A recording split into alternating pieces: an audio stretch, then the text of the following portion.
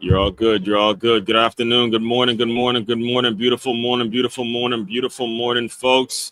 Welcome. Welcome. Man, this is kind of an emotional time, to be honest with you. The final Stay Hired Sunday of the new year. We've been on a quite a journey together. If it's your first time tuning in, let me introduce myself real quick. As one Crookshank here, your one and only Move Swiftly speaker, former Division One college football player and current five-time published author and educator.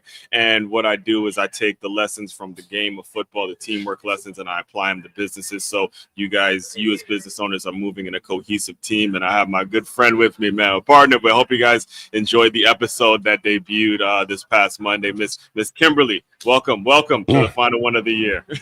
I know it is emotional. I watched the our first episode and I was like, wow, Yes. look how much we've done. So, but it's exciting. Glad to be here. Yes, and we have quite a topic today just to show you guys our level of commitment. Both of us are traveling. Like I just mentioned, we're doing this literally through 72 hours before 2025 gets here. Every single excuse in the book to have just packed it in and said we're not doing it. But again, because of the focus, because of what we promised, because our word means something, and it's important that we do make sure the word means something nowadays. We're here to serve you all. So today's topic, we are going to dive into, especially, I mean, such a timely discussion, seeing that we are approaching 2025 when a lot of people get really excited. They have all sorts of resolutions, all sorts of plans, all sorts of goals, all sorts of grand things that you want to do. And you may have the budget, you may have the money to cover certain things over the years. What I decided to do was I actually kept attended two bowl games. So I'm on my way. I'll be going to my second bowl game this next Tuesday, but I'm just leaving Orlando, so forgive me if I'm sound a little jet lagged because I literally drove in here this morning, did a workout, and then started doing this. But I decided to go to Orlando for the Pop Tart Bowl about 2 days ago for during Christmas. I remember buying the tickets on Christmas because I realized from Orlando to St. Pete to Tampa is going to be an easier drive. So drove from Miami to Orlando, watched the games, the whole 7 hours because they had a whole thing going on before the game, and then the 3 hours for the game. I sat in traffic. They had to get here to do this. So, the reason I decided to go is because I knew I was going to meet my kind of people, fellow college football fans, the folks that sponsor these bowl games. I knew I was going to rub shoulders with certain folks, get some contacts, all that kind of stuff. And I'm bringing all of this up for a reason. It's because when it comes to my business, I spend money on being a vendor. I spend money to set up tables and, put my books out. And there's been plenty of times, more often than not, where I've spent that money and it hasn't really produced an ROI for me. It hasn't Mhm. been something that I would go back and do. So before those times, luckily, unfortunately for me, I didn't have a HR professional to advise me Mhm. on these things. So, the topic in which we're going to be discussing is making sure that you're spending your money the right way and knowing the difference between doing something from a leisure standpoint versus doing something that's actually going to improve your business and be beneficial for not only you but all your employees. So, that's what we're going to be diving into today. Oh, it's so true. When I was driving, I did the video saying we're changing the time. Yeah. And I mean, we are dedicated, and that's, I think, it shows to the professionals that we are, that it doesn't matter if we have to switch times, it doesn't matter if we have to adjust to do it outside, do it inside, do it. I've done a couple episodes for my sister's house. Just keep your word because that's what you're known by. So, great points. And I'm excited to dive into this topic. Yes. All right. So more specifically, when it comes to events, when you are in the HR world, all right, you're gonna have to educate me a little bit about how this works because I look at it from the entrepreneurial lens to say, look, if I got it in the budget, I'm paying for it. If I have the money to go buy the tickets and drive to Orlando, I'm doing it. All right, I don't have to go and Mhm. ask for approval or anything like that. But when you're talking about it from an HR perspective, can you educate us a little bit about how that spending occurs? Like, let's say it was a client or a company that you're working with that says, oh man, this 5K would be a great event for us because we can do X, Y, and Z. How can you, like, how do those conversations go when it comes to where they're going to spend their money on events and being in events? So, I mean, it's a great question because Mhm. my first question is, what's your budget for the whole year? Because if your budget for the whole year is 5K, doing one event, you've there's your budget, right? So Right. it better be a good one. So Hmm. the very first thing is make sure that you allot, especially for recruiting, for employee engagement. A lot of times those buckets are empty. Hmm. That happens more often than not, but you know you're going to spend it. Every year you have to hire people. Every year you have to work on engagement. So be proactive and make sure you put funds in there. And Hmm. then you really, to your point, you really get into ROI is so important. Job fairs, for example, when you're recruiting, not the best spent if depends on what you're looking for. But Wow. they're not the best spend. You don't get the You return on you just investment. educated you. I mean, all right, you're gonna have to. I might have to pause you there because that's something that's gonna teach a whole lot. Because I would think it's the completely different though. Because the job fairs are usually when you're going and you're finding people. Why is that not the best spend? Where are people these days? So if I'm hiring, say I'm in Virginia and I'm Hmm. looking to hire in Florida, and I say, okay, I'm going to go to Florida. Well, you have my salary, you have my travel expenses. Okay, that already takes a quarter of the budget. But then Uh, where are the people at? Are they yes. online or are they actually going to events? Mm, In this world that we're in right now, and it's been like this for years now, people are looking online. So you need to go to where the people are and focus on that for mhm, whatever role it is. But you're always good, no matter what website, you're still looking online. In mhm. person, it's just not as productive. That's the 1980s. It worked then. So Hmm. you have to pivot and do what works now. Hmm.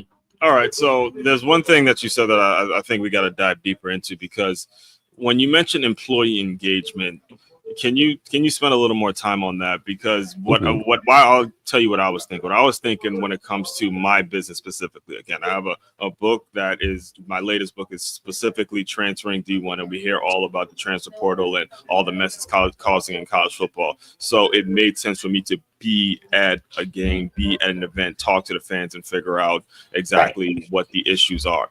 But you're saying now employee engagement is more so online and not actually physical. So can you just I guess kind of dive into what you mean when you say hmm making sure employee engagement when you're spending money on being at a specific thing? Right. So on the employee engagement side, you have some have hybrid, some work remotely or come into the office a couple times a week. So you Yes. you will have those on in-person events, but don't Hmm. forget the people that are fully remote even because they already feel like, hey, I'm out here by myself and no one cares about me, Yeah. And again, making it worthwhile, making it fun, employee engagement doesn't always have to be. We're going to talk about business and we're going to call this employee engagement. Now, Okay. while there should be some conversation, you just have to think differently Hmm. when it comes, especially to our online workers, our remote workers, on Wow. how we engage them. Mhm. Wow. Okay, man. Now you're bringing up something really strong because, all right, so I'll give you this story from yesterday. So before the game, they had this big fun day, right? And there was a girl out there, a company out there. I want to say it's Telltale or something like that. But they had two reps, two ambassadors for the company. And they're giving out free products. And one of the products was a hair tie that was also a wristband.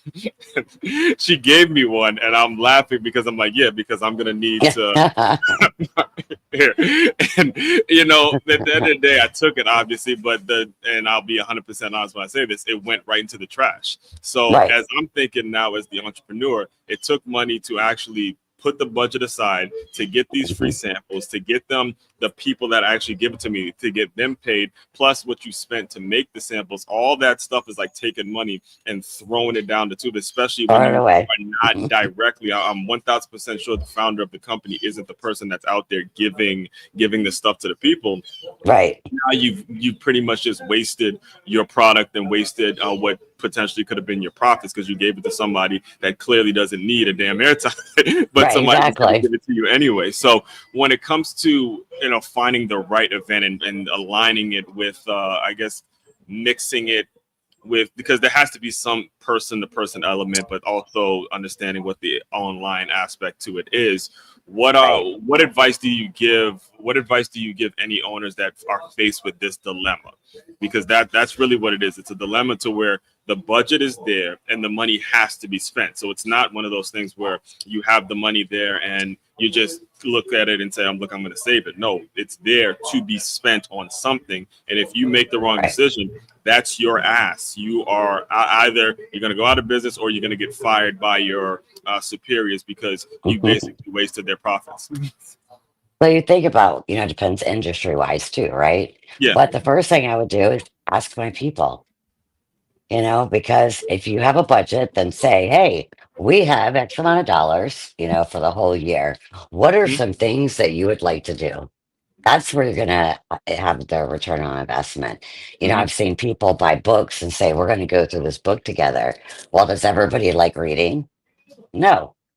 So while some people like myself like to read, that's a great thing. I love books. Mhm. But to someone else, they're like, yeah, I'm not reading this book. And again, that book is going in the trash.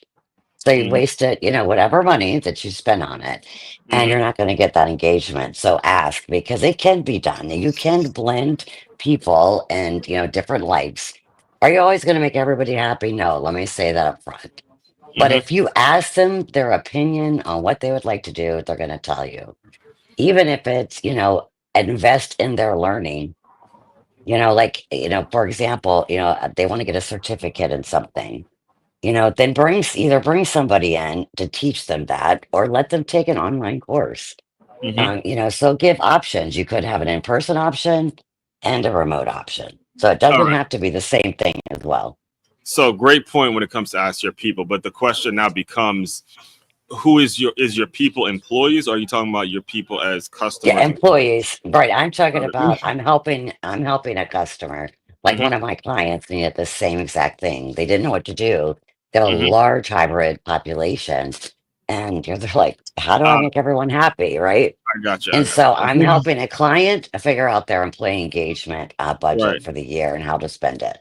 Okay, big point here. Great point. And myself being in education and coming from the fitness and the athletics world, this is where a lot of times we miss the mark because the employees are not something. It's so easy to go out and do your own thing. It's so easy to go out Mhm. and be your own entrepreneur while you're working at some school or while you're working at some gym or whatever. But and the actual asking your employees what they want is something that gets lost. And too often do people just focus on what's going to make them the profits, and that creates such a Right.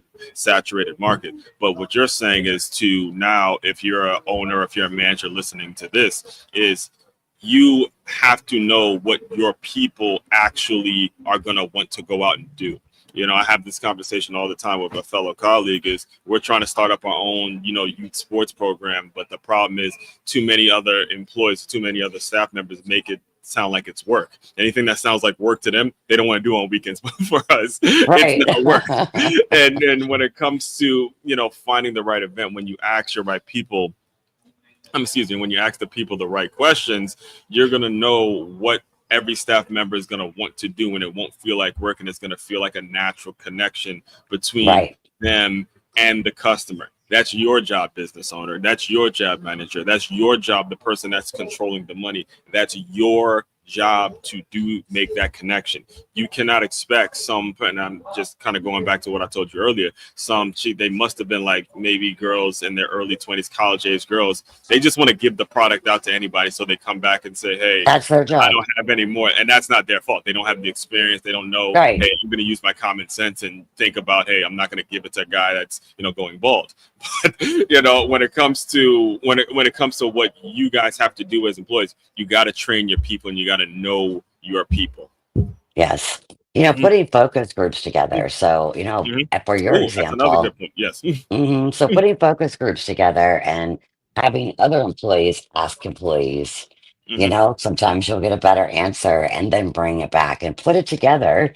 And then you can present a plan to the Right. employees. But for your point with the college girls, their only job, all they could think of, oh, my company's name's on this band. I'm going to give it to you. Whatever you do with it is up to you. But you Yes. think about the cost of those things. Right. It's still expensive. So make it happen. Do so. They could have done pins. They could have had, they could have had the bracelets. There's going to be women there, but they could have given away pins or a pen in a notebook or a Mhm. mug. And you would have kept that pen because we all Yeah. need pens, right? Right. and so they know what kind of event they're going to. So market to your people, market to your customer. Yes. Otherwise, you're just going to be throwing money away. And to that point, let's speak to the actual employees for a second too, the ones that are coming up and I want to take initiative. You got to use your common sense, guys. I'm not going to let these college girls off the hook. All right. If a guy doesn't have hair, then you at least ask the question, hey, maybe you have a girlfriend to give it to, maybe you have your mother to give it to, maybe you at least engage with the individual somewhat, so you Yes, find out what the person's all about, and you build these connections and you build this relationship from your standpoint. I used to do it all the time when I worked at the gym. Every time they come in, hey, what you working on today? How was the shoulder workout? They come out, how was the workout? How mhm, was this trainer? How was that? All the things, just giving them the experience, and you have to open your mouth. So when you do that, you actually qualify yourself to figure out what the best event is going to be. That's what yes, actually happens. So you're not, I mean, listen, and it really kind of boils down to, I think we actually discussed this last week, is it really does boil down to communication. And it boils down it to does. exactly communicating with your people and saying what's going to provide me with the best opportunity for me to succeed. So Mhm. that being said, can you kind of speak on maybe some examples or testimonies you may have in which you've done it the right way, just in case anybody's listening, that may be able to take something from it. Sure. So one of the things that the client that I was talking about wanted to do Mhm. was the book thing, which what is why I brought it up. And I'm Now like, well, that's she has books.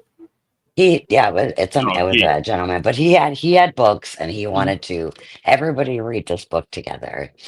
And I'm like, okay, that's great. So how many people on your team like to read? And he was like, oh, well, I don't know that. I said, okay. So do you think you should have found that out Hmm. before you bought the books? Because now you have all these books and how many, if you don't know how many people like to read. Now, can you do that? Now Can he you bought the do? books. He bought the books for the employees before he asked. Yes. Okay. Yes. Yep. Mm. And so, we went, he's like, you know what? You're right. He goes, so what do I do with the books now? I said, you can still use them, but we're Mm. going to find out who likes to read. And then this group of people that likes to read, that's who you're going to give the books to. Now, Mm. those that don't, would they be willing to take that same book and make it into like an online training? Would they Mhm. be willing to do that? I said, but you have to ask them first. So we did exactly that. We put together focus groups, and the employees told them when they came back, there was actually more people who wanted to read, but there was about 20% who didn't want to do it, who did not want to read the book, did not want to do the training, had no interest in it. Hmm. And you're going to have that. Remember, we talked about the 80-20 rule. You're going to Okay. have that, but they had to choose one. Okay. Because again, you're not gonna please everyone, and so before you buy anything, invest in anything, make Mhm. sure you've done your homework, make sure however you want to do it, whether it's a focus group, whether it's a Mhm. one-on-one conversation, Yeah. That. you and I talk about it all the time. You Mhm. have to engage, you have to create a relationship with your people, because if you don't, they're not going to be open and honest with what they want to do. And Okay. so Well. engagement is going to be key and actually having a conversation, not a survey. All right. Yeah. Well, this is huge because we got about 10 minutes left, and we're really gonna have to talk about focus groups for this next 10 minutes. All right, because you have mentioned it, and as I'm talking, as I'm thinking that the spending is inevitable. The person who bought the books is not doing it from a bad place. He wants to do what's No. best for his company, Mhm. and it's not a bad thing. But he can get discouraged when he runs into that roadblock and he runs into that group of people where very few people like to read in general. So it's not like you're doing a bad thing by wanting to get them books. I remember buying and sending off tons of free books to people that they probably didn't even look at it. Some of them just have it for decorations and feeling Mhm. discouraged because again I wrote it and you feel discouraged. But in general, folks just don't like to read. But when you speak on focus groups, can you just let's park there for a little bit and talk about what goes into it, how you go about finding it, because a focus group doesn't necessarily have to be someone that works for you or someone that's a paying customer. It could just be a group you find on Facebook that relates well to you. Like even today, several people who are yesterday and probably today and tomorrow, I'm going to meet several other podcasters podcasters who report strictly on college football, strictly on Michigan, or strictly on Miami Hurricane stuff, and then we can collaborate and we can figure things out. It doesn't necessarily have to be someone that's working directly under you as a paying customer or client. Exactly. And that's a great point because one of the podcasts that I've done is the generations in the workforce. And Hmm. so I put it out there. I had people that I know that I spoke with about it, but then I put it out on social media, which I'll be doing again soon because it's ever evolving and changing. And I say, hey, if you want to have a conversation about your generation in the workforce, let me know. That Hmm. quick sentence. I mean, it doesn't have to be a long thing. People want to share information. Right. Put it out on social media. That's where you're going to find real answers, especially for someone that works for a company. Maybe they're new, maybe they're shy or quiet, and Yeah. they're really afraid to give straight talk feedback, right? Hmm. And so get those focus groups, whether it's from even the Chamber of Commerce. You can email the members and say, this is the question. This is, what I'm trying to find out in Hmm. this area, in the area you're in, or industry that you're in, and say, how do you engage your employees? And let people answer the questions and then follow up with them. Thank them for your time. You can also offer them, hey, if you need this service, it's the service I offer. Give something back too, because you create so many partnerships in your community by doing Ding, ding, ding, ding, ding, ding, ding, ding, ding, folks. All right. that. I believe she said the key word in terms of following up. The fortune, I have a shout out to Dre. He has a episode in the show, a whole series actually, titled "The Fortune is Actually in the Follow Up." And I got a secret Hmm. for you guys: you are only going to follow up with people when you truly are passionate about the conversation that you have. Me and her are talking because we were passionate about the actual topic, whether it's HR, whether it's finding professions, whether it's making sure we're serving the business owners every single day. That's what it is. You have to follow up, and you will only do it when you know in your heart the inner work. It's so crazy how we keep coming back to what's working on the inside, what's burning you Yes. on the inside, what exactly it is it that you want. And if it's something you want bad enough, you will call that person 10, 15 times a day in a row to make sure. You will go on Yep. whatever group you need to be. If I was to sit there and show you all of the Michigan fan groups I'm a part of on Facebook, all the Washington Redskins / Commander fan groups I'm a part of, you would be like, yo, this dude is committed like a to make sure that people know he's a diehard Commanders and a Hmm. diehard. Well, I'm gonna call them Redskins, diehard Redskins and a diehard Michigan Wolverine fan. So I'm constantly in the world of making sure I'm using the game to align it with what it is I'm doing. So Yep. the real takeaway is make sure the stuff is actually working on the inside of you, but Yes. do not make the mistake that I've made in the past by keeping it on the inside and not figuring out who you can connect with, who you can meet, who you could rub shoulders with, who you can shake hands with that has the same passion. I mean, listen, it's so funny, and I'll close you out. I'll close you guys out with this story because just yesterday, the first fan that I actually met, he's wearing all Iowa State stuff. Everything's Iowa State, but he looks at me, he goes, I'm a Miami Hurricanes fan, right? It just so happens my nephew, my nephew plays for Iowa State, and he's from Florida, and I have to, how to support. So, my nephew, he's getting into that world, and it's like, yeah, I feel you, man. But it's crazy because the game allows for these interactions, and I had the same Yes. kind of conversation, exchange contact information, and all this stuff works. I even, like, you guys believe it or not, I even exchange contact information with an Ohio State fan. He had his Ohio State stuff on. I have my Michigan stuff on. It turned out we have similar backgrounds, and we were kind of working in the same Hmm. field. And he'll probably be on the show at some point coming into 2025. So this is all the inner work and the things that you are willing to do. So that's Yes. pretty much all I got for the day. If there's anything you want to add, then I'll let you close it out. All right. Great job today, man. You brought it as usual, man. Is she not getting better, guys? I mean, she's So much bringing better. it. She is bringing it.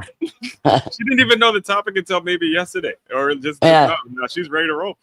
And he's like, "Are you okay? Are you comfortable talking about?" I said, "Son, I'll talk about anything now." Let's go.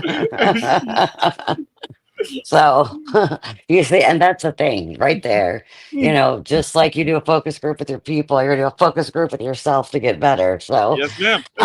you know, so I just say be authentic. People are drawn to people that are passionate about something and bring their authentic selves to work, to their Hmm. project, to whatever you're doing. So no matter what it is, people want that. They want that in a leader. So make sure you're that leader who is driven to succeed, but driven with people because people will always come first. They will always take care of you if you take care of them. If Hmm. you need help with that, you can visit Ardent HR Solutions. I'd be happy to help you. Aswan, a pleasure as always. Thank you. Likewise, likewise. And before I get out of here, let me just send you all over to the Patreon link. Tap into the Patreon. It's as one. It's patreon.com/as144. We have something for everybody, regardless of the budget.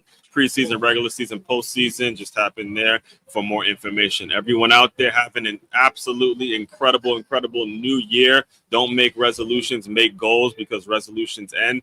Do again. I'm That's gonna right. on the record saying don't make a resolution, make a goal because Oh, resolutions end in sometime in February. Goals are forever and forever and forever. So, all that being said, you guys out there continue to move swiftly. We will talk more soon. till next time.